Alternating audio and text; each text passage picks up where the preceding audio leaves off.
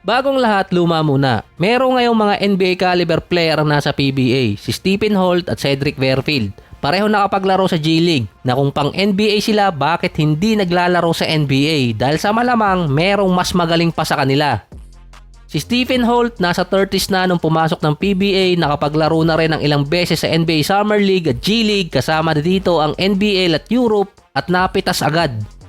Veterano na kasi siya sa ibang mga liga at noon pa matagal na siyang iniintay talaga na pumasok ng PBA. Si Cedric Fairfield naman ang tagal din bago nakasali ng PBA draft. 2022 pa inaabangan yun. Nagkaproblema lang sa dokumento. Naging ka-teammate pa siya ni Kuzma sa Utah nung college. Freshman year niya, last year naman ni Kuzma bago nagpa-draft. Ang best season ni Fairfield sa college ay nung senior year 2019, 16 points, 2 rebounds, almost 4 assists at decent 40% sa field at 38% sa 3-point area. Prior doon, nung 2018, sumali na talaga siya sa draft na nag-workout siya sa mga teams gaya ng Utah Jazz at Lakers, kaso nag-back out. Dito niya tinapos yung senior year. Hindi pa rin siya napili ng 2019 NBA draft kahit tumaas ang kanyang average dahil tumaas din ang kanyang edad. Nasa 23 years old na kasi noon si Fairfield.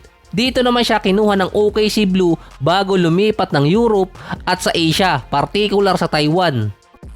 Yung isa sa mga notable game niya doon versus Ginebra, yung 13 points at dagger shot niya. Night-night pa ang ginawa niya. Yun nga lang, buti na lang wala nag-harvest kapag gabi. Yung versus Phoenix naman, hindi ito yung Suns pero magliliyab pa rin kapag sinindihan. Si Fairfield umiscore ng 32 points. 17 points doon ginawa niya ng second half. Malapit na rin siyang anihin.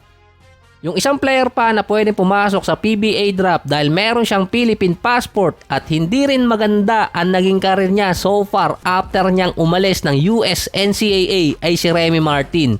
2022 champion para sa Kansas. Isa sa best point guard dati ng Pacific 12 Conference ng Arizona State noong 2020 at 2021. Meron siya noong 19 points, 3 rebounds at 4 assists per game. Sumali na siya dati sa draft pero nag-back out at pinili pa rin yung eligibility niya after kasi ng pandemic. Ang problema kasi ni Remy Martin nung kalakasan niya sa Arizona State, nakikita ng mga scout yung assist to turnover ratio. Meron pa siya noon 2 out of 6 mula sa 3-point area. Decent number yon pero hindi agad siya nagpa-drop noon at nag-back out. Habang nag-champion siya noon, nagkaroon din siya ng edad kaya hindi rin siya pinili sa NBA draft noon. So si Remy Martin naglalaro sa Iceland, nakapag-champion din naman ngayong taon. Ang average niya doon 20 points, 5 rebounds at 6 assists per game. So much better kasi nasubukan niya yung PBA kaysa maglaro sa Europe. Na siguradong merong aangal na bakit niya pa pipiliin ng PBA, nasa Europe na siya. Kaya nga sabi, kung may tinanay may aanihin. Sa dahilan din na kung hindi ka naman sa mga teams na to naglalaro or kaya sa mga bansa na to, much better pampiliin mo yung PBA based din sa security ng playing time or career. Ang average na sahod sa Iceland ng mga basketball player or professional player ay $3,000 to $6,000 per month. Hindi pa sigurado kung gaano katagal maglalaro doon. At least sa PBA, kung maglalaro doon si Remy Martin, secure ang kanyang karir bago siya lumipat ng ibang liga.